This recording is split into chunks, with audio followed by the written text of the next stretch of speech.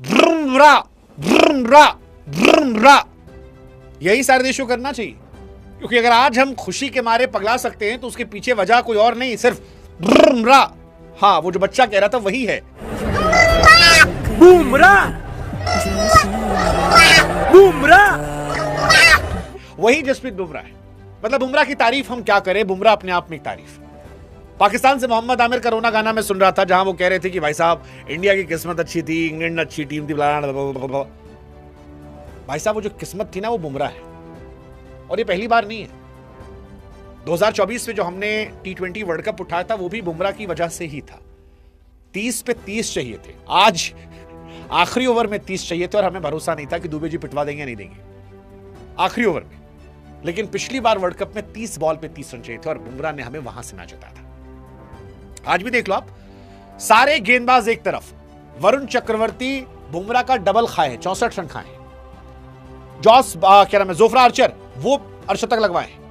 लेकिन बुमराह जहां सारे गेंदबाज डबल डिजिट में खेल रहे थे, वहां 4 ओवर में 33 रन केवल देते हैं, एक इंपॉर्टेंट विकेट निकालते हैं और इंडिया 7 रनों से मैच जीतती है। तो उसमें जसप्रीत बुमराह को कोटि कोटि नमन, कोटि कोटि नमन। क्योंकि ये मैच अगर 3-4 बड़े फैक्टर लोगे, संजू सैमसन थे, मतलब जो बैटिंग, अगर बैटिंग हटा के 3-4 फैक्टर लोगे, बैटिंग तो 250 रन थे, बहुत सारे फैक्टर्स होंगे।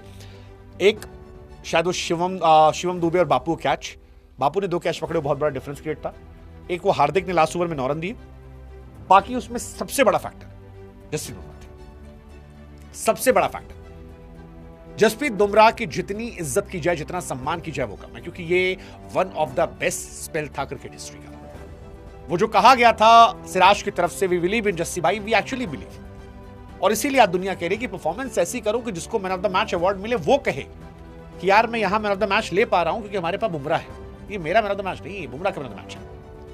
Jasprit Bumrah is once in a generational bowler.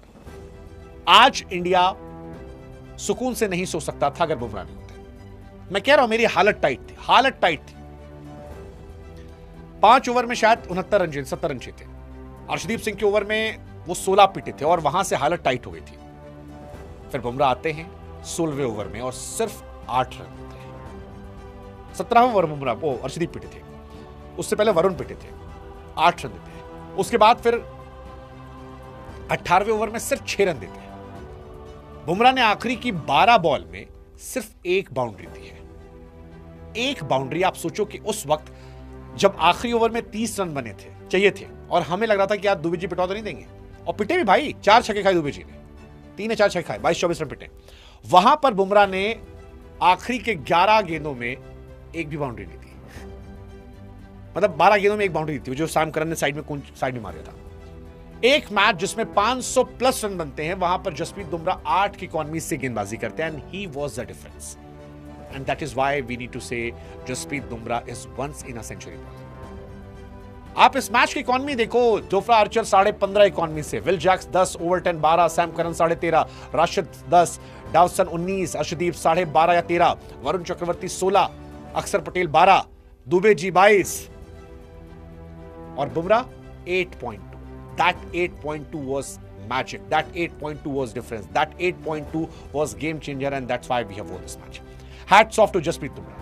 7 match इस वर्ल्ड कप में खेले हैं, 10 विकेट निकाले हैं, 15 का एवरेज है, 6.5 इकॉनमी है और 14 के स्ट्राइक रेट से विकेट निकाल रहे हैं। क्या चाहिए आपको यार? मतलब बुमराह के ओवर डिसाइड करते हैं कि इंडिया जीतेगी हारेगी, और बुमराह का ही ओवर आज हमें अहमदाबाद लेकर जाना है। गेंदबाजी ने हमारी हमें शर्मिंदा होने का कोई मौका नहीं छोड़ा, कोई मौका नहीं छोड़ा था।